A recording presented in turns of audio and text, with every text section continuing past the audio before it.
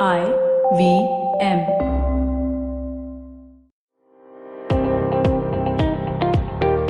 Welcome to All Things Policy, a daily podcast by the Takshashila Institution.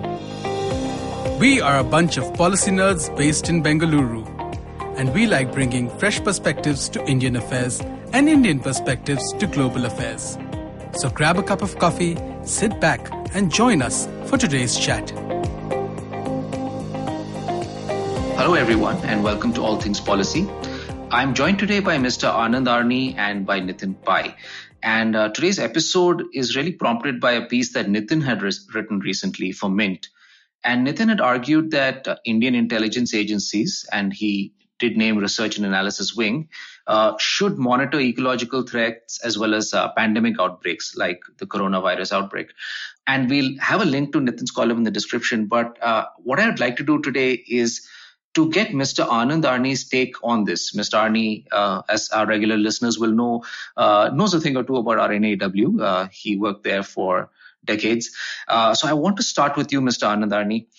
Tell us, what do you think of this idea? Because Nitin does talk about monitoring pandemic outbreaks, monitoring ecological threats. He provides historical examples. And he argues that, for instance, Taiwan was much better placed during this pandemic because it had early information about what was going on in China in late December. Is RNAW up to this job? Is this a job they should take on? Would it really help? Yeah, it's my take that an intelligence agency will not be equipped for collecting intelligence on pandemics and other such natural disasters or what have you. We don't have the infrastructure. You need trained people. You need a lot of expertise. And you will end up creating, if you give them the expertise, you will end up creating another monstrous bureaucracy and then diverting the attention of the agency from what is their main task, that is collecting intelligence about the targets. I'm not sure that either Taiwan or any of the other countries had advance notice. The only thing that Taiwan had was got to act quickly. The information about the pandemic was known virtually all over the world. I'm not saying that there may have been an occasion of a week to 10 days difference between us and Taiwan or whatever, but that's about the extent of the intelligence. And they, of course, as you know, are not part of the WHO, so they have to have their own mechanism. Well, anyway, I'm also not sure whether Taiwan can be an example for various reasons, but I'll come to that later. Sure, but does it make sense if not RNAW, for another organization to take up this role, monitoring pandemics, looking out for ecological threats? Certainly. There is a disaster management organization in India which handles disasters. They could have it. Even in the US, I don't think it was the CIA which really monitored it. A new agency was created.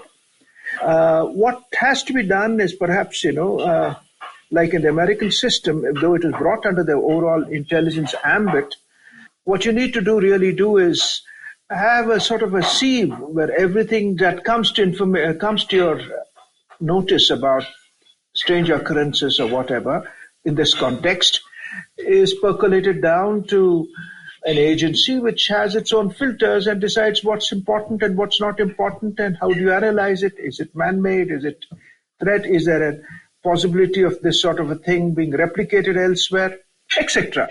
That sort of mechanism can be worked out. Even Taiwan has this sort of created a new organization specifically for this. So that's my take on this. It's not an intelligence function. It's a function of Taiwan's created a central epidemic command center in the context of an epidemic. Nitin? See, I think what Mr. Arni says is a very good capturing of the status quo, right? And things as they are. My argument is really as how things should change. Now, if you look at epidemics, for example, both this one and the SARS epidemic, which we also know about, which happened about 18 years ago, is that the fact that it was happening and there was something afoot was kept hidden, deliberately hidden by a foreign government. And when that fact came to light, the kind of impact it had on our economy, SARS we got off lightly, but relatively lightly. But the COVID-19 shows that we've had the most profound economic impact on our society since in memory. So the consequences can be as dramatic as this, more than any war or acts of terrorism or anything that can do, just in terms of sheer economic impact and how much of a setback we've had as a country in just 1 year. So given the kind of impact that a pandemic could have, and the fact that the sources of these epidemics will be deliberately hidden by human agency. It's not that the epidemic didn't become as large and the impact didn't become as large just because of the non-human agency alone. Human agency has a lot to do with it. And that combination is deadly.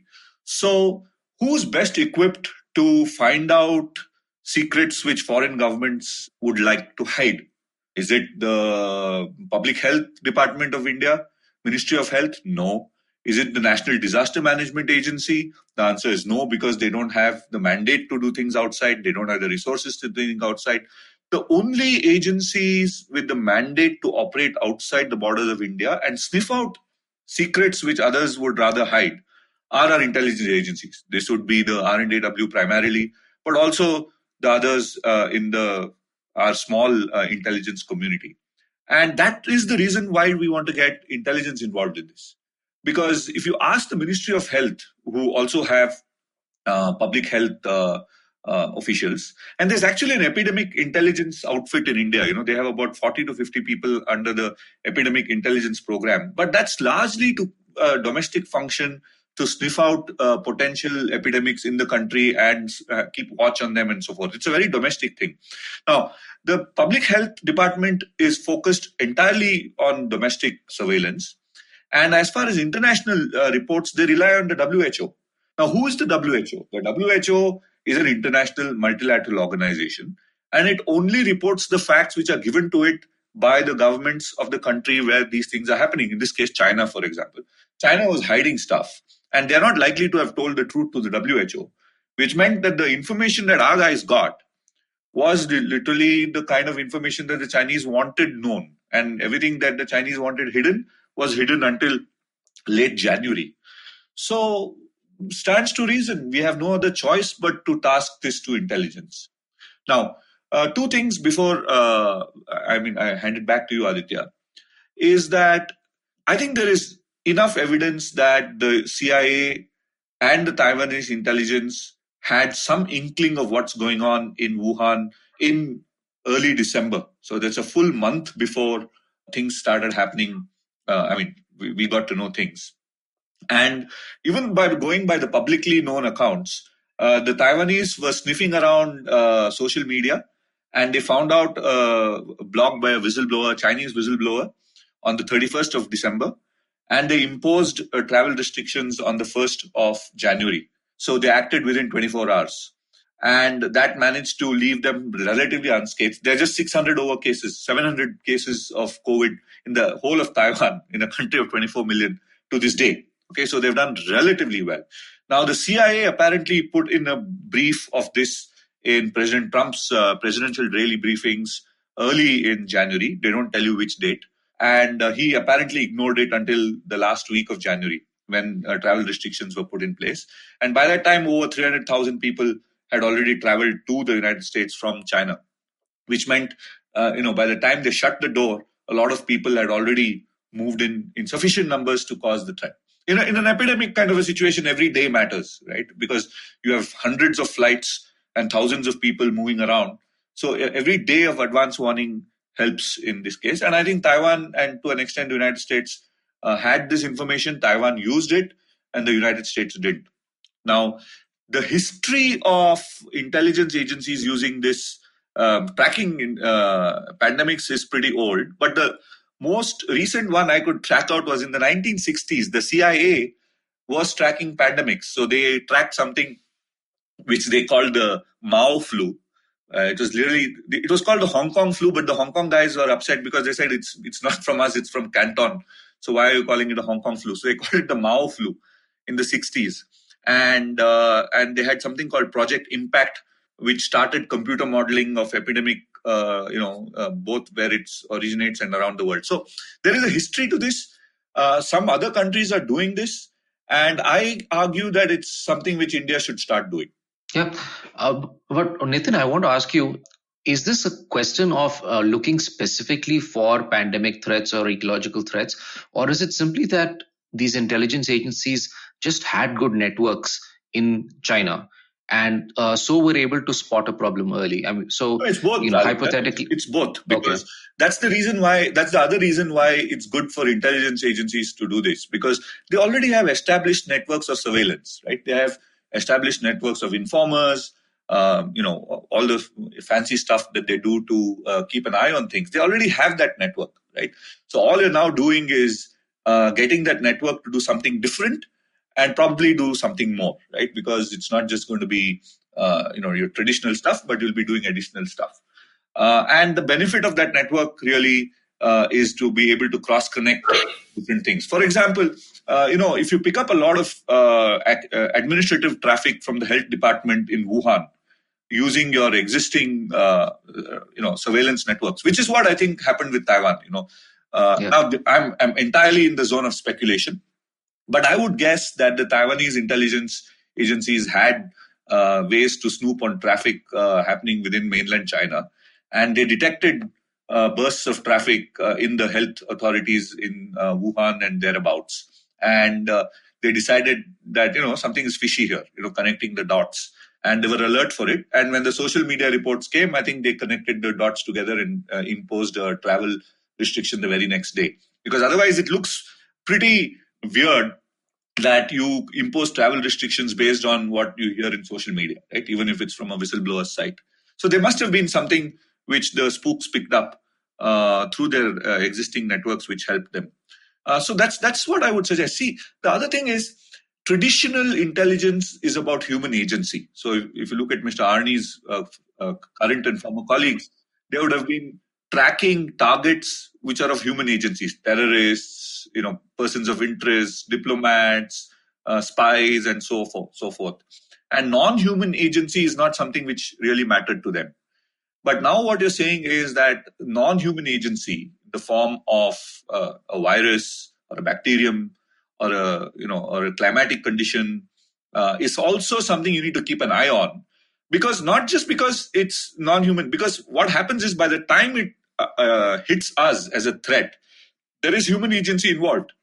If there is a lake which is going to burst, the Chinese are not going to tell you until it's too late.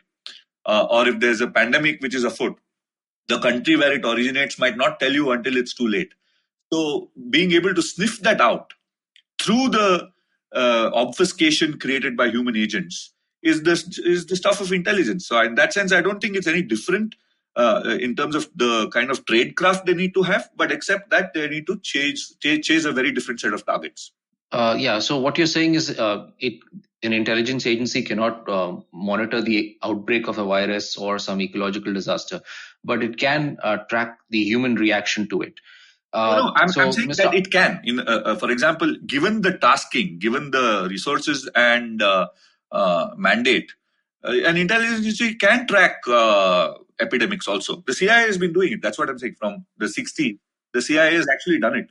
So, Mr. Arni, if just speaking hypothetically, if NTRO were to intercept some very frantic traffic coming out of Wuhan in December 2019 and were to report it, how would the Indian government machinery react to that?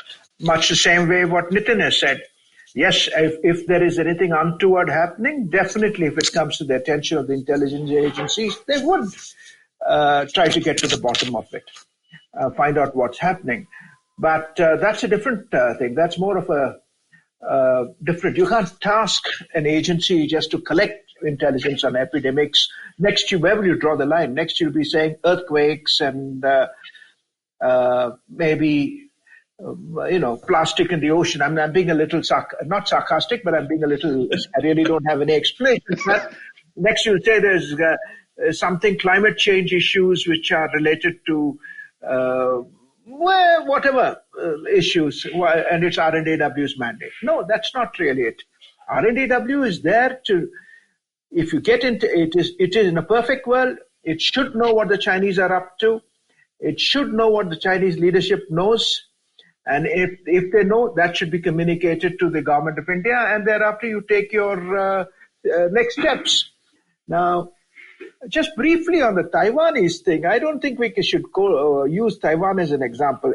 For one, they have about anything between 500,000 to 1 million Taiwanese in the mainland. All of them speak Chinese. Their natural advantage is there. SARS hit them in 2003 and hit them very, very badly. So they brought in mechanisms which were very robust, a very good public health system. They had the PPE equipment in stockpile. They had masks stockpile. They had everything ready for an epidemic, for a possible reoccurrence of SARS or whatever. More importantly, very, very importantly, when SARS hit Taiwan, the health minister was a trained epidemiologist. He was appointed there, a virologist from Johns Hopkins. And interestingly, he was the vice president when COVID made its presence. He's, of course, now stepped down a couple of months ago. But then again, these people, they've had the expertise, they've had the knowledge, they've had the staff and the wherewithal to handle this epidemics. They called for a transport ban fairly early, and for them to isolate themselves from China is relatively easy, much more easy than other countries. Anyway, that's what I had to say. But yes, I agree with Nitin to the extent that the agency should alert the government, I use the word alert the government to anything unusual. But tasking the agency is a whole different ball game. If you put them on this track, when do you say no? Step off. To prepare themselves for this, they'll have to get staff to handle, to understand what an epidemic is all about. They'll be lying fallow 9 years out of 10. So these are things that have to be. Mine is more a logistic issue, a technical issue, rather than any other issue. Yeah, if I might come in, what I really think is that it's easier to get a spook to look at public health and environment than to get a public health official to learn how to spy. First of all, if you're a public health official in India, you wouldn't have probably set foot in a foreign country other than on conferences and other things, to have the ability to go and sniff out the truth requires a specialist kind of training and mindset which the spooks have beside the mandate. So maybe the message really is that spooks should be more interested in things like genetics, gene editing, biology, and so on. Listen, a slight change, reservation. You can't spook on, you can't spy out an epidemic. You can only monitor. And for that monitoring, you can sit anywhere in the world and do it. You don't need to be, what you have to get is some advanced some information that something untoward is happening in Wuhan. And then it's up to you to analyze, to find out what is happening there. And if it is an pandemic, then you bring your health officials onto the picture. Yeah, but see that scene. Let's look at what happened. Right in late December, second half of December, there were Chinese whistleblowers writing about the pandemic or an unknown pneumonia on Chinese language bulletin boards and social media, which was promptly censored by the Chinese government, but not fast enough that others couldn't pick that up. Right now, that intelligence was available. Right, that information was available to everybody. Whoever was monitoring those social media sites, it was available. But the Taiwanese acted on it, and the rest of us, and probably the CIA acted on it. We don't know. We'll know the truth once the new government is in place in the United States. But maybe 1.5 intelligence agencies acted on it. The rest didn't. So I think it's really a question of being told what to look for, because I'm sure the Indian intelligence was tracking developments in China, in the media, social media, etc. But probably something like a pandemic or a pneumonia in a wet market in Wuhan was not really something up on their list of priorities to look for. Because, I mean, as a practical matter, whether it's a human being or a machine, what matters is what you've been told to look for and how you prioritize that. You have only so much time and energy. So you might not be looking for certain things, right? So even if it's out there. And that is where I think the tasking matters, because if you say that of the 10 things that you have to do, this is number, 5, 6, priority number 5 and 6, then you'll do it, right? Certainly you'll do it, but don't spell it out as pandemic monitoring. Because then you have that as permanent on your bulletin board permanently. And you have nothing, as I said, probably for 99 out of 100 years. That said. But then look at it, no? That 1 year. Yeah, sure. The 1 year, the damage that has happened is more than 99 years of what human agents could do to us. They are definitely looking at untoward happenings in China. And how can you be sure that they didn't know about it? That's one. Secondly, if country A got to know about it, definitely country B would have also been told about it. The Taiwanese are not going to sit on information of this nature. They would have alerted the whole world. They are not part of the WHO, so they would have had their own information, the dissemination of information would have happened from them. And probably when you're referring to the CIA, maybe the Taiwanese told the CIA. Probably, right. I think that's very much likely, or it could be the other way also, because that's the other part of it, right? Because if you can collaborate with foreign intelligence agencies who are looking for the same thing, you tend to, at least between friendly countries, you would get this information outside the channels of the WHO, right? Because if you leave it, if it's status quo, then the only formal source that the government will get this information is from WHO. Which means you will get that information by the time it's too late.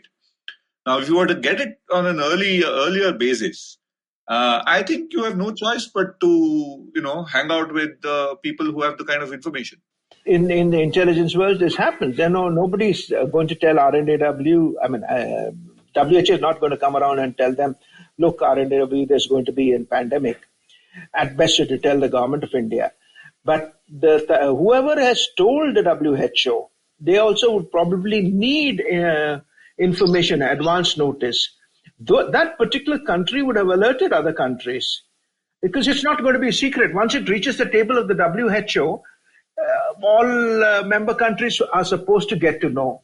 So if you're going to tell the WHO today, you will tell your other friendly countries also today that, look, we've heard something, and if you, depending on your relationship, you'll probably get much more but unfortunately, the multilateral system works the other way. Let's say Taiwan suspects that there's something happening in China, and they go and alert the WHO. Then WHO will ask China, please confirm what the Taiwanese are saying. And if the Chinese say that no, the Taiwanese are wrong, and that's it, because there's no way WHO can bypass that.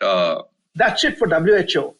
But the Taiwanese tell us that, look, we are found something suspicious in Wuhan, and we are alerting the WHO. Of course, we'll keep an eye on what WHO does, and then WHO would tell the other member countries that China, we've got this alert, but China has said no.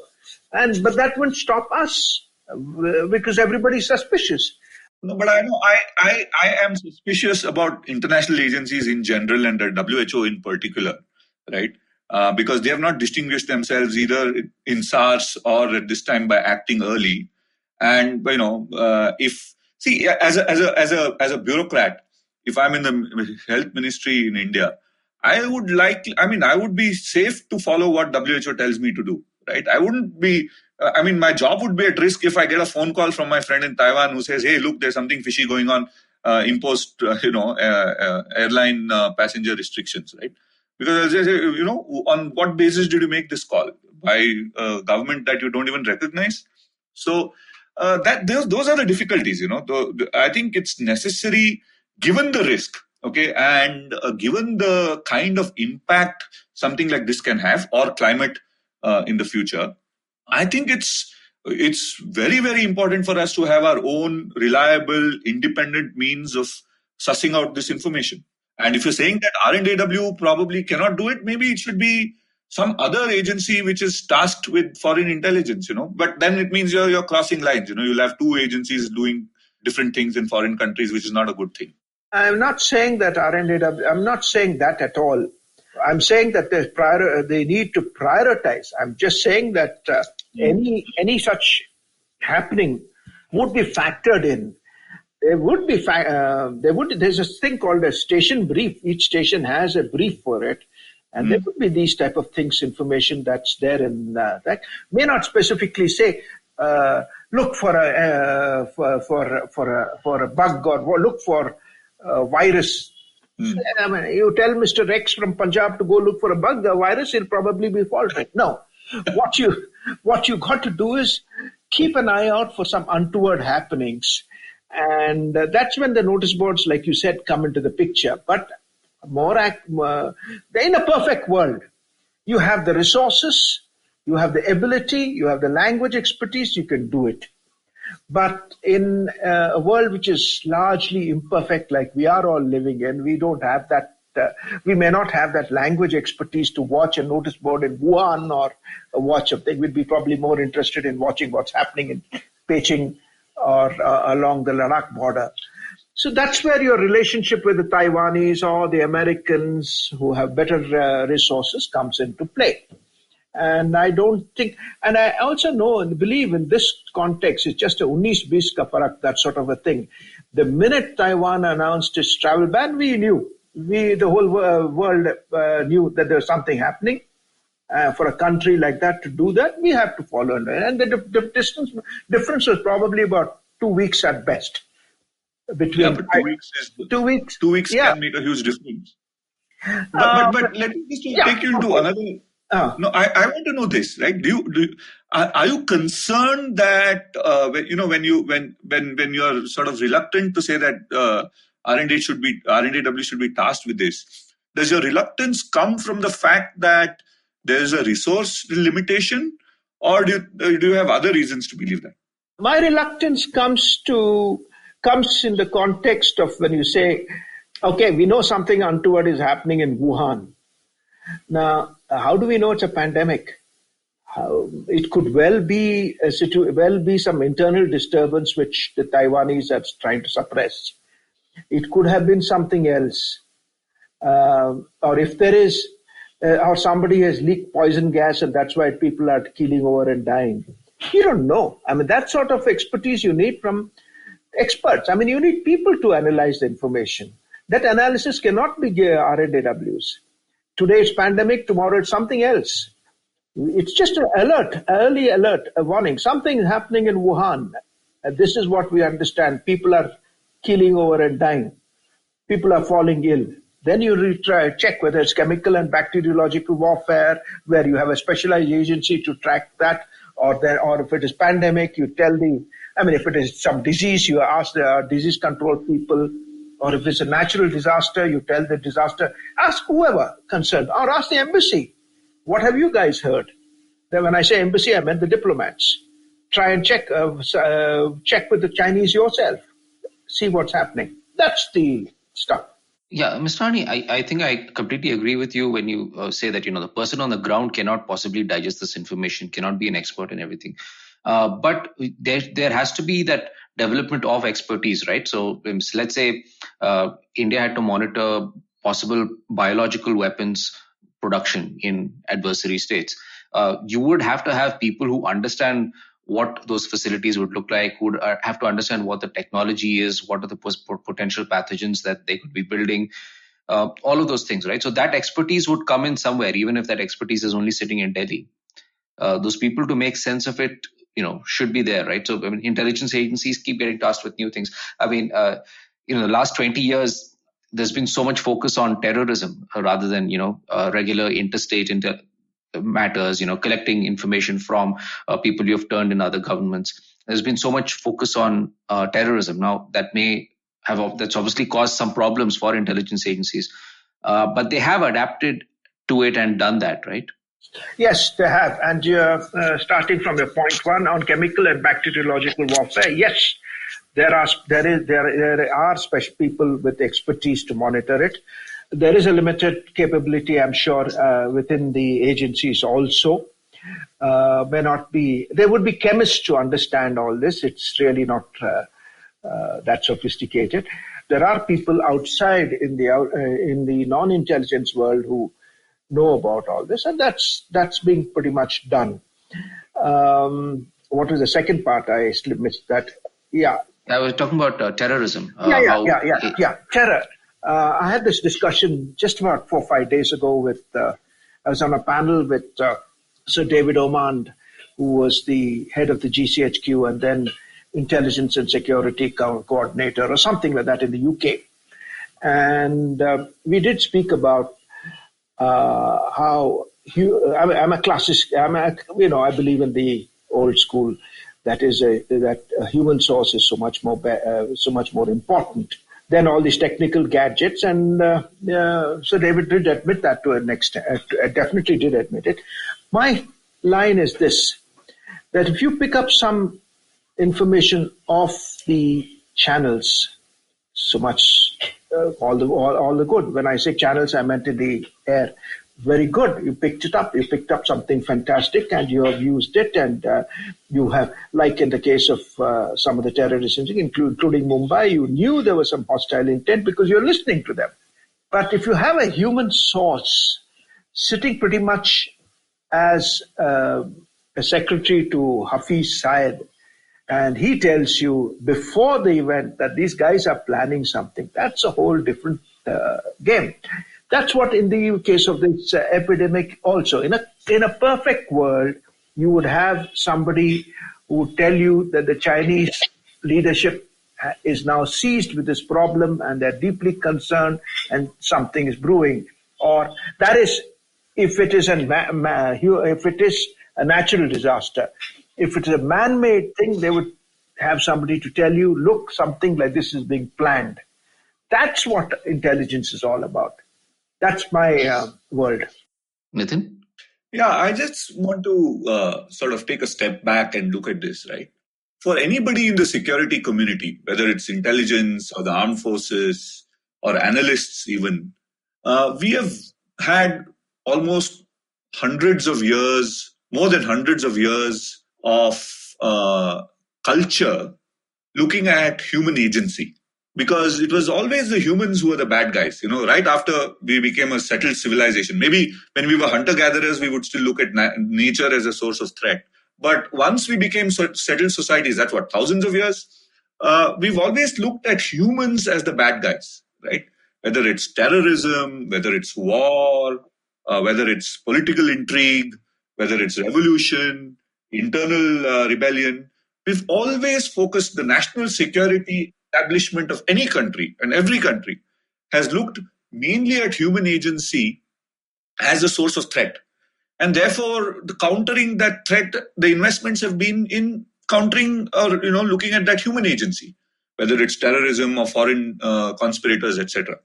Now we've reached a point, I think, in the 21st century where non-human agents can be catastrophic. Pandemic is one.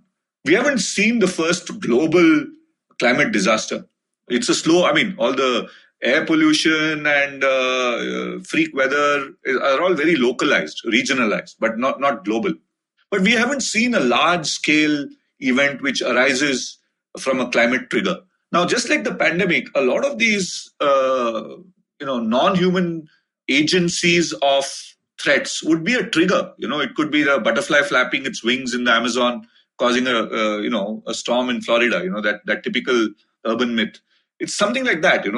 Something will happen and a lake will burst its boundaries somewhere in the Himalayas, and then a river will overflow its banks, and then nobody will tell you, and then the Chinese will try and hide it, and 48 hours later you have a massive crisis in parts of India. Now, these are the kind of things I think which will become a lot more frequent, and even if they are not a lot more frequent, the kind of impact they'll have on our lives and society, on human security, will be an order of magnitude higher than what it is now, including, let's say, COVID. So then the question philosophically really is, should the national security establishment expand its focus and, to use Mr. Arni's words, prioritize these kind of threats a lot higher than they are used to, right? Because as I wrote in my article, if you are a intelligence agent working for India and looking at China, wet markets and pneumonia is probably going to be at the periphery of your attention, right? You're going to be looking at far more important things. But what you consider as important is really a function of overall threat perception. So I think moving forward into the 21st century, I don't see that we have a choice. If we think that national security is about protecting lives and livelihoods, then we have no choice but to track some of these things. Now, whether it's the RNAW or a new organization or, done remotely or through human agency, through, technical ways, all these are, matters of detail. But I think as a national security item, these kind of threats have risen much higher in priority than even terrorism and other things that we've been worried about for so long. I fully agree with you, Nitin. Somebody has to look at it in some sort of a form. But whether it's the task of an intelligence agency or national security think tank in Delhi, that's a totally different, that's something that we have to ponder over. My own feeling is that we need an apparatus in Delhi to look at all these aspects. And if it's going to be emergent in 5 years, you're going to have the Brahmaputra overflowing its banks, tell RNAW in advance 5 years. You look, in 5 years, we see a potential threat, keep your eyes out. That sort of tasking is possible. That's really what it should be all about. Okay. We do have agreement on that. The one thing there I'll ask Mr. Arni is what happens after the crisis strikes? Nitin does also mention in his column, he does talk about how, for instance, the Israelis apparently went and procured PPE and other protective gear, basically using their covert means. So those are non-intelligence collecting roles. But is that also something that our agencies can do after a crisis has struck? Aditya, may I jump in before Mr. Arni does?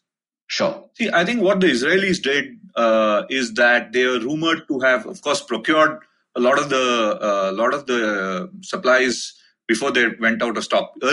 Acting on early information, they procured this stock from around the world, and they also diverted some of the stock which others had purchased. So, in other words, they prevented other people from getting it by snatching those supplies and so on.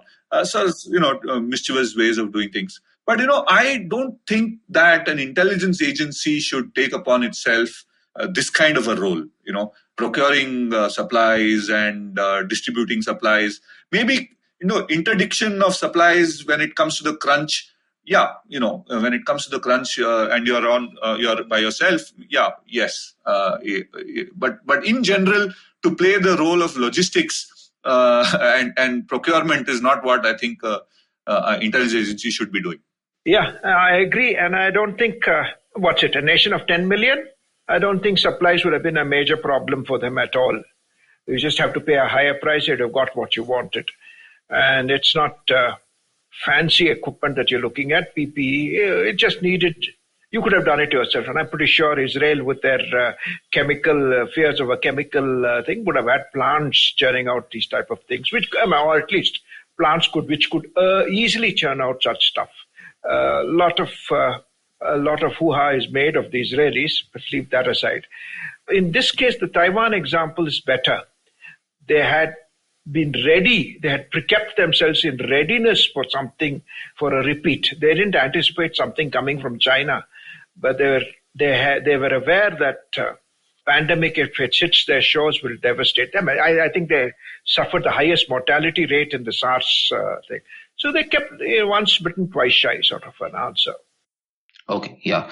Yeah, okay. So we do seem to have a fair amount of convergence. The only other point I'll add is that while intelligence matters, early information matters, how you react to it effectively perhaps matters even more.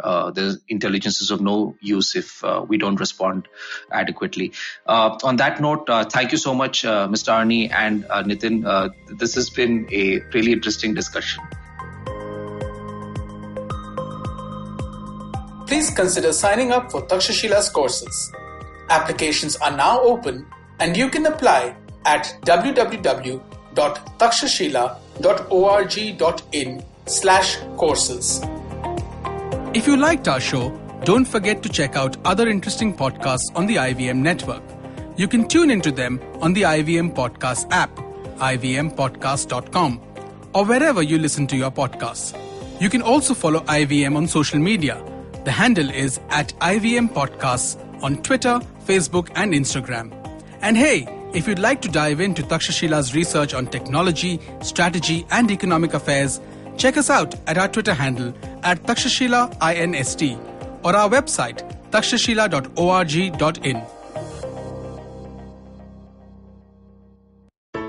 I hope you enjoyed that show. If you aren't following us on social media, please do. We're IVM Podcasts on Twitter, Facebook, and Instagram. It's been an absolutely incredible week on the network. We had so many great guests, so many great episodes. Advertising is dead. We had Faye D'Souza on. Varun took a break for 4 weeks, but what a bang he's back with. Siddharth Deshmukh celebrates the 100th episode of The Traveling Professor. It is an amazing show which I cannot say enough good things about. Please do listen to it. And a different Siddharth on the network, Siddharth Bhatia. He's just been absolutely guest after guest, right? This week, Zoya Akhtar talking about Gully Boy. I couldn't imagine a more interesting conversation. Ragini Kumar is on 2 different episodes this week. She is on Cyrus Says and she is on Edges and Sledges, both in anticipation of her new show, Zindagi Diaries. Do check out her appearance on both of those shows and her new show as well. Tanvi and Shlok, the Millennial Athlete, had a phenomenal episode with Dinesh Karthik and Abhishek Nair. Absolutely riveting stuff, talking about mentorship in many different ways. Definitely do give that a listen. And finally, I have a request to all of you. We have our listener survey going out this week. Every year we send out a listener survey at the end of the year. We're doing it again this year. And we would really appreciate your help in letting us know a little bit more about yourself. Our advertisers are really keen to find out who's listening to us and more about them. Anything that you could do is kept anonymously, and we would really appreciate your help in this. And to sweeten the pot just a little bit, we'll be giving a randomly selected group of participants in the survey some IBM swag. Last year we gave out coffee mugs. What we're going to give out this year is still a surprise. So please do help us out. Would really appreciate that. And with that, I hope to see you again next week.